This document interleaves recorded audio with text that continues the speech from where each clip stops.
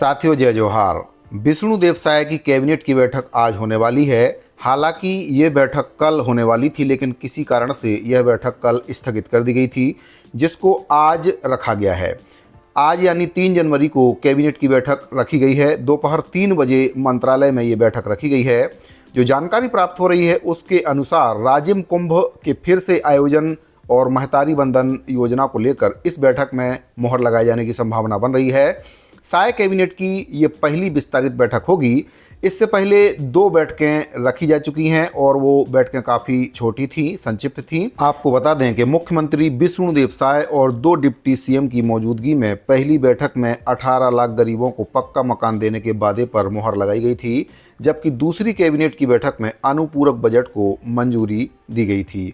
अब ये तीसरी बैठक है जो नए साल में रखी गई है। तो 3 जनवरी को होने वाली इस बैठक में मंत्रियों के शपथ और विभाग के बंटवारे के बाद पहली बैठक ये मानी जा रही है। और इस बैठक में मोदी की गारंटी और मिशन 100 डेज को लेकर काफ़ी बड़े फैसले हो सकते हैं।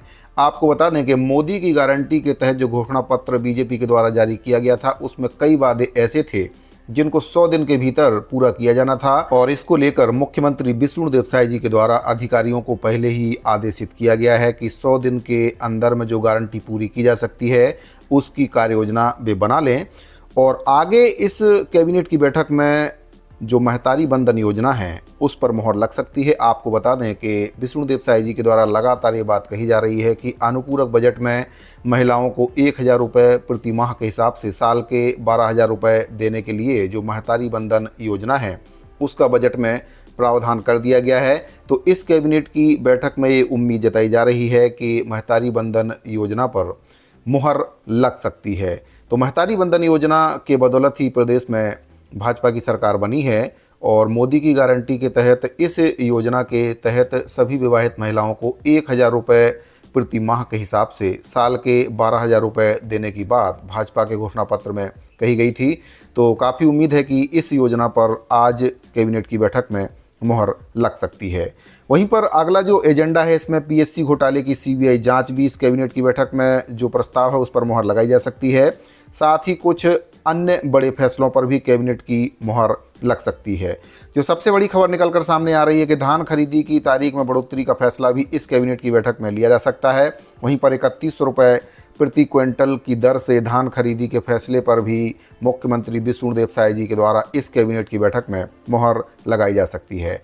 आपको बता दें कि चुनाव से पहले भाजपा के द्वारा जो घोषणा पत्र जारी किया गया था मोदी के गारंटी के नाम से, उसमें किसानों से ये वादा किया गया था कि अगर छत्तीसगढ़ में भाजपा की सरकार बनती है तो सभी किसानों से 21 क्विंटल 3100 रुपये प्रति एकड़ की दर से धान की खरीदी की जाएगी। हालांकि अभी तक किसानों से 2180 रुपये के हिसाब से ही जो समर्थन मूल्य है उसके हिसाब से धान खरीदी की जा रही है, जिससे किसान काफ़ी नाराज़ हैं। किसानों का आरोप है कि भाजपा सरकार के द्वारा अपना वादा पूरा नहीं किया जा रहा है। लेकिन कई सार्वजनिक मंचों से मुख्यमंत्री विष्णुदेव साय जी के द्वारा ये बताया गया है कि किसानों को घबराने की ज़रूरत नहीं है। उनकी जो धान है उसका रेट उनको 3100 के हिसाब से ही दिया जाएगा। और इसके संबंध में उप मुख्यमंत्री विजय शर्मा जी के द्वारा भी क्या कुछ कहा गया है आप सुन सकते हैं वीडियो में। माननीय मुख्यमंत्री जी का आप स्टेटमेंट देख लें, बहुत स्पष्ट है। 21 क्विंटल का ऑर्डर हो चुका है।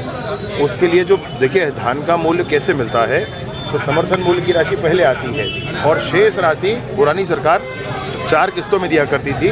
आने ये वाली सरकार 1 किस्त में देगी। वो सब कुछ सेंट्रल गवर्नमेंट तय करती है और वो तो तय है 2250 रुपये अभी है ना। अभी भाजपा की सरकार के माध्यम से जो दिया जाना है, जो शेष राशि दिया जाना है 3100 रुपये क्विंटल के हिसाब से 21 कुंटल प्रति एकड़ के हिसाब से किसानों से हमारा जो कमिटमेंट है 31 रुपये क्विंटल का।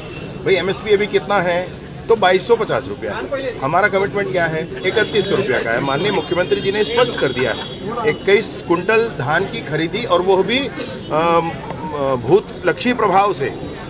पुराना जो जिन्होंने बेच दी उनके लिए भी अवसर है, वो चाहे तो 1 कुंटल अपने एकड़ 10 एकड़ है तो 10 कुंटल और लाकर बेच सकते हैं। अभी भूत लक्ष्मी प्रभाव से लागू हुआ है पहला, और दूसरा उन्होंने स्पष्ट कर दिया है कि इसी बार 3100 रुपये दिया। तो आपने सुना कि उप मुख्यमंत्री विजय शर्मा जी के द्वारा बताया गया है कि किसानों को बिल्कुल घबराने की जरूरत नहीं है। उनको 3100 रुपये प्रति क्विंटल के हिसाब से ही धान की जो राशि है वह दी जाएगी और जो एमएसपी अभी उनको मिल रही है उसके अलावा एक किस्त में ये राशि किसानों के खाते में डाली जाएगी। पूर्ववर्ती सरकारों के द्वारा 2 से 3 किस्तों में ये राशि दी जाती थी, लेकिन भाजपा के द्वारा इसको एक किस्त में किसानों के खाते में डाला जाएगा। वहीं पर कई किसान ऐसे हैं जिनके द्वारा लगातार ये कमेंट करके पूछा जा रहा है कि उनके द्वारा अभी तक धान नहीं बेच पाया था, कई किसानों का जो धान है बच गया था, तो वे क्या करें। तो वे अभी जो बचा हुआ धान है उसको बेच सकते हैं, क्योंकि इस कैबिनेट की बैठक में जो धान बेचने की तिथि है उसको आगे बढ़ाने की मंजूरी दी जा सकती है।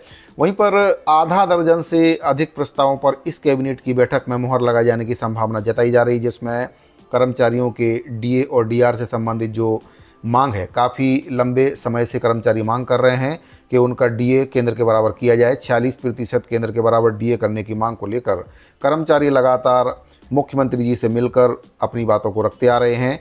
तो हो सकता है कि इस कैबिनेट की बैठक में कर्मचारियों के डीए और डीआर को लेकर भी सरकार कुछ बड़ा फैसला ले सकती है।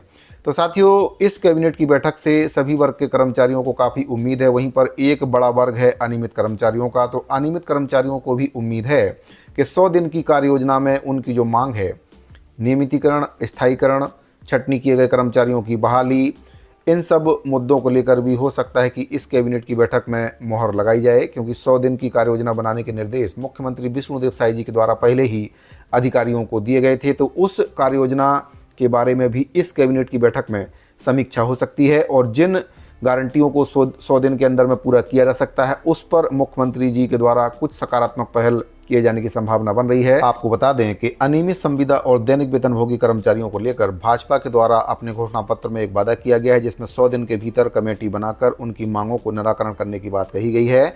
तो 100 दिन की कार्य योजना में अनियमित संविदा और दैनिक वेतनभोगी कर्मचारियों की मांग को भी शामिल किया गया। तो हो सकता है कि इसकी भी समीक्षा मुख्यमंत्री विष्णुदेव साय जी के द्वारा की जाए, और जो मांग है उस पर विचार करते हुए अनियमित कर्मचारियों की मांगों पर सकारात्मक पहल करने की उम्मीद इस कैबिनेट की बैठक में की जा रही है।